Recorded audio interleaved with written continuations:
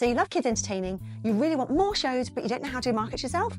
This is what we're going to be doing today. These are some of the changes that I've done this year, which have really, really helped me grow to 46% from last year, which is fabulous for the money. This has propelled me like a giant wet sneeze from a 4-year-old boy sitting in the front row of your party. But this involves a lot of killing. So put on your Rambo bandana, smudge up your mascara, put on your war paint, and get out your AR-15.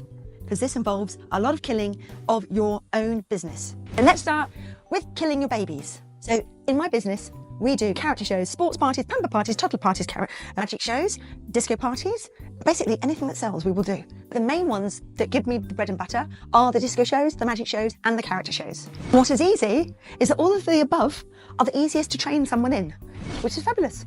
So I had to kill the things that, one, I actually hated doing and fixing everything. There always used to be little things to fix. So if there was anything which was fiddly, like pamper parties, for example, where you had to fold all of these little beautiful little flannels and wash everything all the time, and everything got dirty with facials and all this sort of stuff, that went. Circus.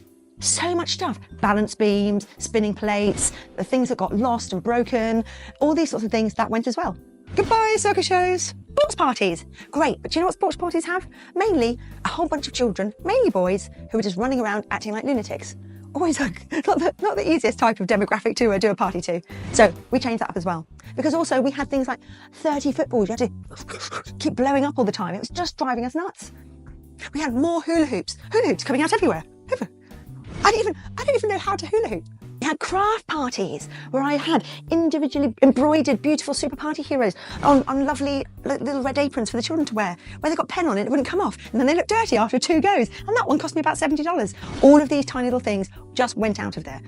Bits, glue, stuck on the tables. You worry, the panic of having acrylic pens with beautiful little dresses on probably could be white carpet. I don't even know where we're doing these parties. You just send all the stuff out and you just hope that it's going to go on a hard floor.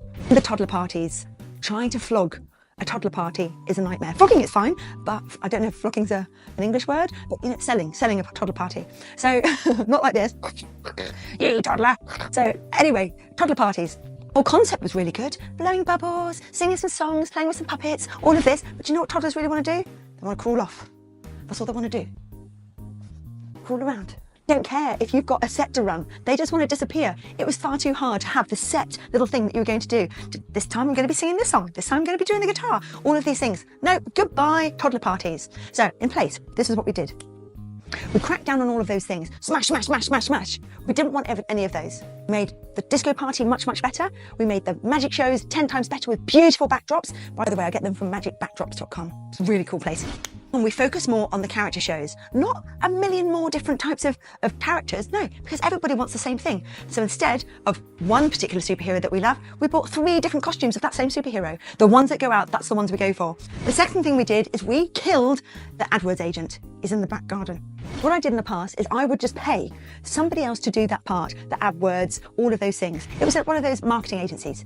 And I sort of knew what I was doing. I love advertising. I did it at university. But what I loved most is finding out what they were doing. That was fascinating to me. And do you know what they were doing? Nothing. They were not doing anything. I tell you what they were doing exactly. Every 2 weeks I would log on and I would check the history. There's a way that you can go to the AdWords history, go down and check how many changes have happened. I'll show you this as well, just in here. Have a look. And in there, they would end up having 15 changes. And do you know what those 15 changes are? Nothing thinking about all of these amazing ideas on how to get people in. It was just pausing, a couple of pauses, which would have taken 4 minutes, about 4 or 5 minutes to do. And that's what I was paying them $80 to do. So instead of that, I took that $80, I invested it into the actual Google advertising spend. Boom, shoot it straight up. Clients coming out of everywhere. My average ad spend a day was $30. And I have been like that for the past 15 years. That's $900 a month. But this year, this is what I've done, which has really, really helped. Yet this year, I spent money on my education. So every week I have an AdWords guy who I meet from Upwork.com, and we go through my whole campaign together. Because you can get these guys for free. Google will send one to you, and they're more than happy to tell you how to do it, and then you'll never hear from them after that. Because really they're there just to try and increase your ad spend. And if you're not increasing ad spend, which I wasn't because I'm tight, they would just say, bye, don't want to see you again, bye. So this time I have an AdWords guy every single week. I pay him $15 for an hour's Zoom session and we go through everything. Now he doesn't do it on his end. He's not clicking around. I'm the one in the control with the remote because do you know what? This is the most amount of money that you're going to be spending and it's going onto your business. You need to be in control of what that money is and where it's getting spent and why. Why is it getting spent like that? That $15 a week has saved me so much money. My cost per conversion has gone from $18 down to $11. So that's half the amount of money that I'm spending, double the amount of clients coming my way. And I've learned about it as well. So it's really, really helpful. And I recommend that you do this too. With this new confidence, I ended up now spending $85 a day and it's climbing. That's $2,600 a month just on advertising. But the more clients that I keep getting, the more I just get more people to do the shows, and the more people I get to do the shows, I become rich beyond my wildest dreams. So make sure that you invest in yourself and stop spending on those advertising agents that are really there for one thing. That's your money. When you're doing online advertising with Google Ads and you're being taught it, you'll also find that you've got to stop changing everything all the time. You have to change little by little, but also you've got your own best interests at heart. So you will work hard enough and you know your clients. So you're the best person to be doing this, not some 23-year-old person who doesn't even know your business. Get rid of them. I've also learned through being trained that it's the bigger picture.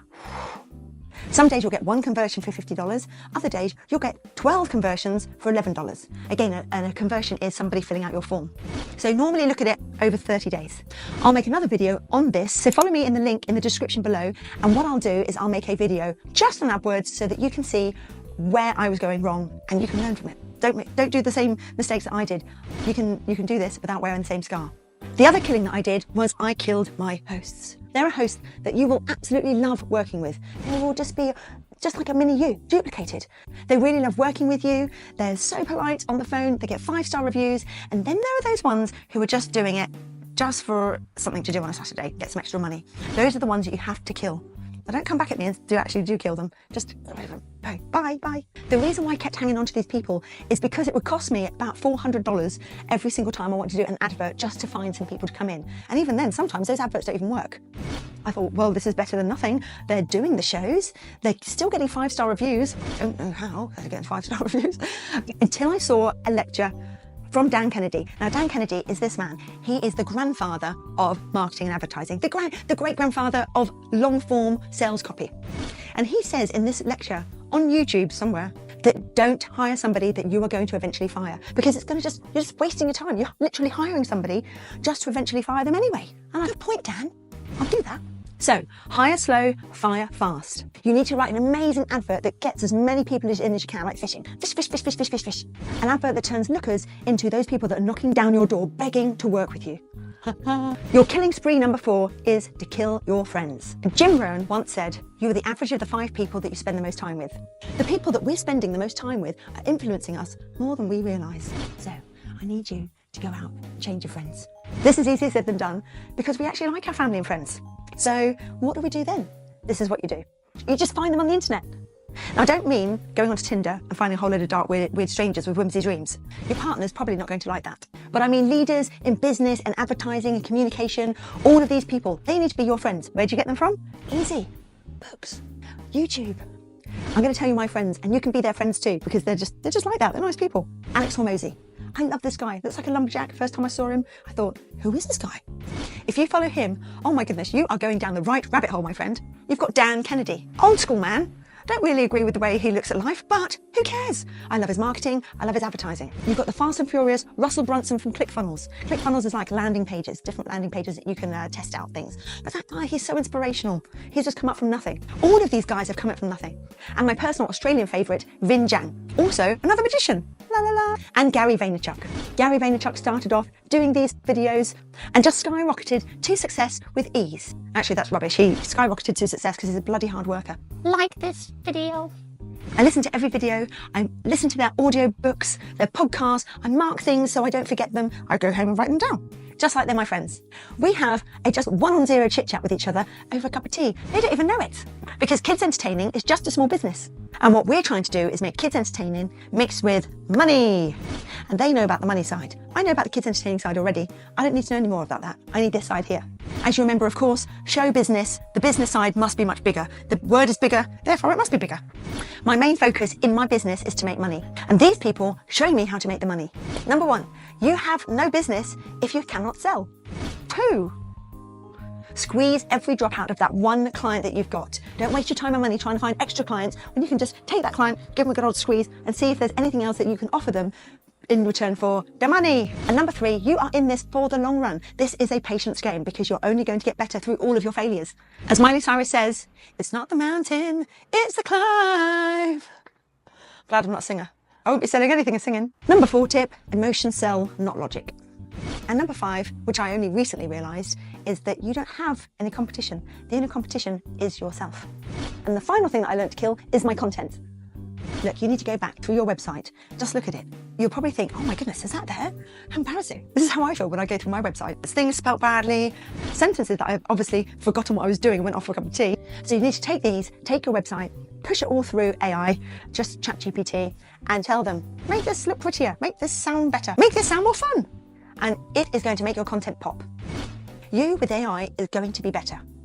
Gone are the days where you have to get a virtual assistant to start inventing random things to say. You're going to be able to use AI as your free virtual assistant.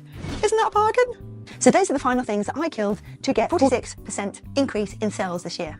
If you're also interested in learning how to be a kids entertainer full-time, or even part-time, then also just sign up below as well. If you're a face painter, you do tattoos or balloon twisting, all of these same things, these same marketing techniques are going to make sure that you can also excel. This is not just kids entertaining. In fact, this is not even about kids entertaining. This is about small businesses and learning how to sell.